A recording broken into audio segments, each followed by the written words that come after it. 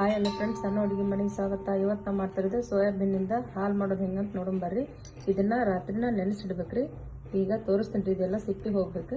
ನೀರು ಹಾಕಿ ಒಂದು 3-4 ಸಲ ತೊಳ್ಕೊಬೇಕ್ರಿ. ಇದನ್ನ ಈ ಥರ ನೀರು ಹಾಕಿ ಸಿಪ್ಪಿ ತೆಗಿಬೇಕ್ರಿ. ಅಂದ್ರೆ ನಮ್ಗೆ ಅದು ಮ್ಯಾಗಳ ಸಿಪ್ಪಿ ಹೋದ್ರೆ ಹಾಲು ಕ್ಲಿಯರಾಗಿ ಬೆಳಗ್ಗೆ ಭಾಳ ಚಲೋ ಬರ್ತೈತಿ.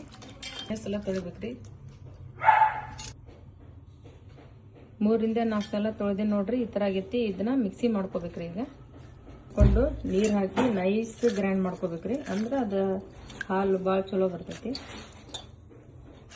ಸ್ವಲ್ಪ ನೀರು ಹಾಕಿ ಗ್ರೈಂಡ್ ಮಾಡ್ಕೊಂಬರ್ತೀನಿ ರೀ.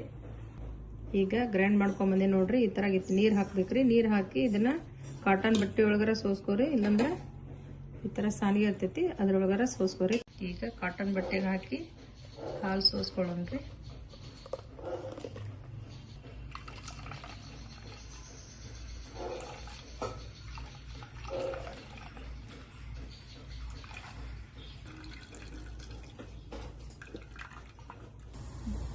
ಇದು ಸೋಸ್ಕೊಂಡಿವಲ್ರಿ, ಇದನ್ನ ಆರಿಸಿ ಚಪಾತಿ ಹಿಟ್ಟನಾಗ ನಾದ್ಬೇಕ್ರಿ. ಇದನ್ನ ಇದು ಇಷ್ಟ ಆಗೈತಿ ನೋಡ್ರಿ. ಚಪಾತಿ ಹಿಟ್ಟು ಕಲಸ್ಕೋಬೇಕಂದ್ರೆ ಇದನ್ನ ಹಾಕಿ ಕಲಸ್ಕೋರಿ. ಸಾಫ್ಟ್ ಚಪಾತಿ ಬರ್ತೈತಿ.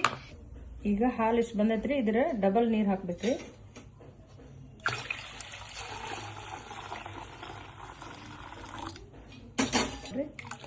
ಈ ತರ ಹಾಲು ಬಂತು ನಮ್ಗ. ಇದನ್ನ ಕಾಸ್ಕೋಬೇಕ್ರಿ. ಇದರಿಂದ ಮೊಸರು ಮಾಡ್ಬೋದು.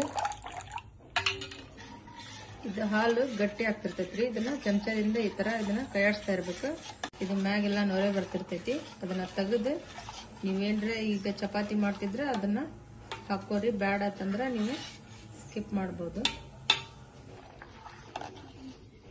ಈಗ ಬಿಸಿ ಹಾಕ್ಮನೈತಿ ಹಾಲು. ಇದು ಈ ತರ ನೊರೆ ಬರ್ತೈತ್ರಿ. ಇದನ್ನ ತೆಗಿಬೇಕ್ರಿ. ನೋಡ್ರಿ, 1 ಲೀಟರ್ ಮೇಲೆ ಹಾಲು ಬಂದವು. ಮನೆಯೊಳಗನ ಸೋಯಾಬೀನಿಂದ ಹಾಲು ಮಾಡ್ಬೋದು. ನೋಡ್ರಿ, ನೀವು ಮಾಡಿ ಮಕ್ಕಳಿಗೆ ಮಿಲ್ಕ್ ಶೇಕು ಸಕ್ಕರೆ ಬದಲಿ ಬೆಲ್ಲ ಹಾಕಿ ಕುಡಿಸ್ರಿ. ಹಾಲಿಂದೆಲ್ಲ ನೊರೆ ಈ ತರ ಬಂದೈತೆ ನೋಡ್ರಿ.